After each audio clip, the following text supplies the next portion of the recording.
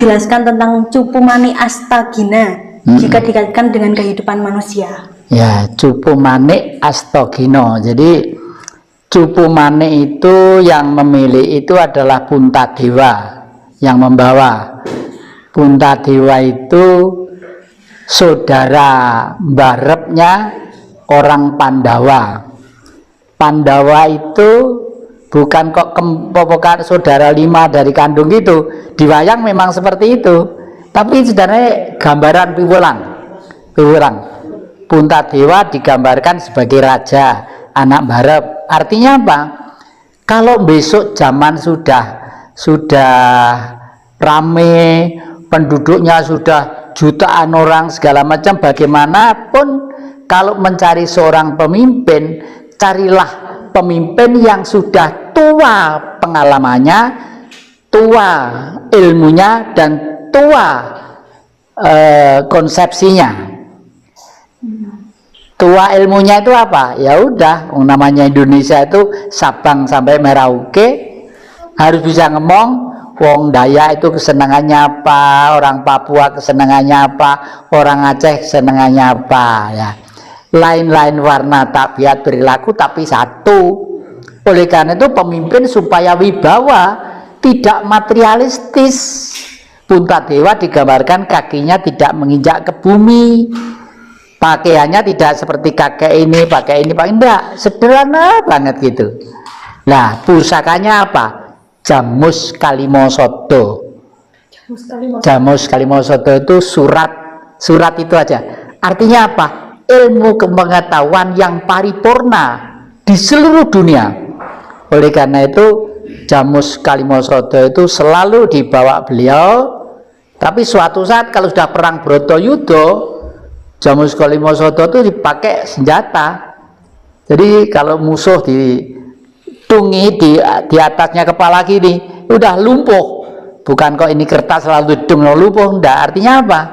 Semua ilmu pengetahuan di dunia yang dilahirkan oleh nafsu yang tidak manusiawi harus kalah dengan kepentingan-kepentingan yang manusiawi. Misalnya, kapitalisme adalah dari kata kapital.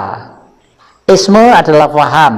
Manusianya disebut kapitalis. Nah, mereka mau tidak mau hukumnya mencari untung sebesar-besarnya dengan modal dan ongkos yang semurah-murahnya.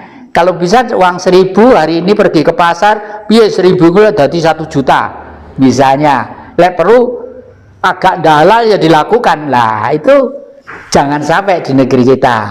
Kebangsaannya seperti Sena, Bratasena ya. Bratasena itu digambarkan mempunyai kuku Ponconoko. Lalu pusakanya itu gada yang namanya gada rujak polo. Waduh, itu jangankan kok manusia, gajah dipukul mati. Jangankan kok gajah, gunung itu pukul dayar gitu ambiar. Nah, artinya apa itu? Artinya keteguhan hati yang teguh bagi si Jawa itu perlu untuk adaptasi, mengantisipasi segala sikon yang ada, baik kuno ataupun modern. Tetapi manusianya harus selembut, sehalus sang Arjuna, sang Herjuna. Lembut, halus, digambarkan istrinya itu banyak gambarannya. Tapi bukan itu sebenarnya. Rasa cinta kasihnya kepada umat itu tinggi gitu loh ya. Sampai dia tuh kalau belajar, kalau berjalan tuh lembut banget gitu. Tapi semua itu banyak yang kalah, raksasa-raksasa itu. Oleh karena itu yang selalu dimong oleh Semar Gareng Petruk Bagong itu adalah beliau Semar. Kenapa? Semar itu bacaan semua. Semar itu perutnya gede, bokongnya gede, ya. Terus rambutnya sini ada kuncungnya. Artinya apa? Manusia itu hidup, lahir cengel sampai gede sampai remaja, umumnya ya hidup untuk cari makan.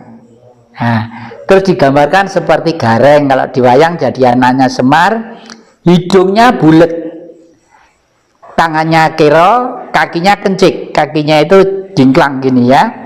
Artinya apa? kalau jadi manusia awas, kewibawaanmu itu ada di hidung. Makanya Probo itu ada di hidung kewibawaan. Jadi kalau sampai hidung itu misalnya wong sudah punya sakit ini, ndak duit-duit, bau sate kok wis pengen sate, dodol meja, dodol kursi, dodol celana gitu loh. Itu sebenarnya ndak perlu gitu loh ya, ndak perlu.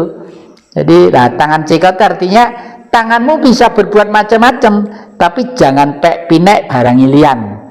Jangan suka mengambil dari sana yang bukan hakmu, apalagi koruptor ya. Koruptor itu meskipun korupsi uang 10.000 atau 100.000, kalau itu duit kasnya di milik negara, ya sama dengan mencuri haknya orang 360 juta. Harus pikiran dah. Oleh karena itu manusia itu kalau bisa seperti Petruk kantong bolong. Itu bacaan. Petruk itu lehernya itu dawa ya, dudulnya tinggi, aduh bulu menjingnya ini mentol gitu, dan tangannya selalu duting gitu loh. Tangannya duting. Itu sindiran juga. Manusia itu sebenarnya kunci kewibawaannya ada di hidung ya. Bernapas, kalau hidung masih bisa bernapas dengan baik teratur, mungkin tubuh itu segar lah. Tangannya duting, jangan suka duting punyanya orang, tapi yang 4 itu gegem miliki. Nah, ini sindiran ya, sindiran juga. Lah kalau Bagong itu dibogong. Bagong itu sebenarnya yang lama-lama tidak ada. Setelah masuk ke era Mataram baru itu kok ada peranan yang namanya Bagong ya. Bagong itu dari kata dibogong. Manusia itu kalau bisa selalulah kalau bertemu dengan kawan-kawan yang lain selalu gembira, selalu punya terakhir dengan kegembiraan gitu. Apalagi ini ada kata-kata yang paling populer ya. Bunyinya begini, carilah aku di dalam aku berada di dalam aku. Itu maksudnya bagaimana? Ya, misalnya Bapak ini namanya Jati. Setelah di dalam Jati ada ingsun. Kalau ingsun masih benda loh ya. Jati masih benda, daging, kulit, darah, tulang ya. Setelah itu ada ingsun. Kalau sudah ingsun adalah getaran batin dalam. Tapi setelah ingsun ada lagi guru sejati tadi itu. Guru sejati itu. Terus kenapa alasan doa tidak terkabul itu bagaimana? Doa tidak terkabul itu ada sebabnya. Satu, tidak percaya bahwa kita itu adalah orang yang terdalam, tertinggi perasaannya. Padahal doa itu sebenarnya yang membuat terkabul itu perasaannya tadi itu. Yakin enggaknya? Yakin ya, yakin lalu bahwa kita ini adalah orang yang tertinggi peradabannya. Misalnya begini, bagi bangsa Indonesia itu memang lebih baik berdoa dengan bahasa Indonesia daripada bahasa yang lainnya, dan akan lebih baik, lebih dalam lagi nanti kalau bisa berdoa dengan bahasa Jawa, khususnya bagi orang Jawa ya. Kalau Batak nggak mungkin, Irian mungkin nggak mungkin, tapi mereka Batak, Irian dan sebagainya pakai bahasa Indonesia aja lah ya. Kenapa begitu?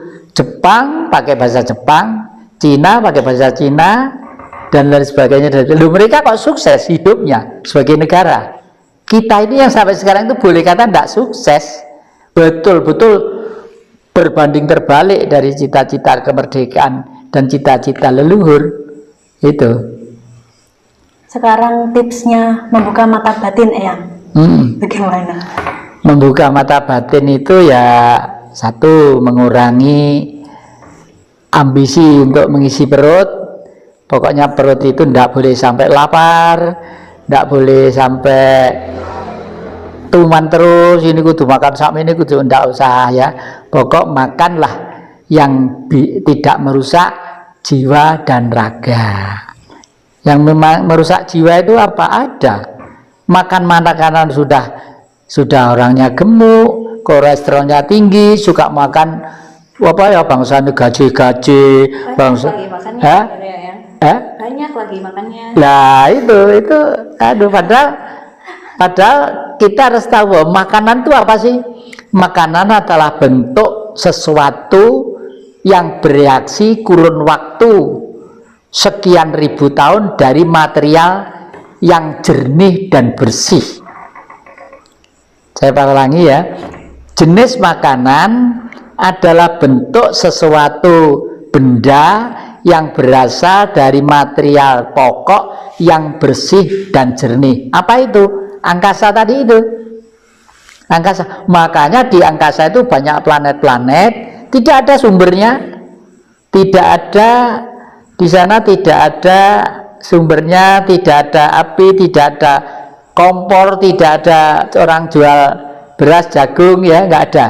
Tapi di sana seger, nggak luwe. Yang pernah tidak sadar selama 3 hari 2 kali. Yang satu itu dikupas, diceramai oleh nggak tahu apa itu, apa malaikat mau bidadari gitu ya. Itu tentang kehidupan. Saya harus kembali lahir, gini-gini. Oleh karena itu seyogianya ini jangan dipakai, ini jangan dipakai, jangan pakai lah.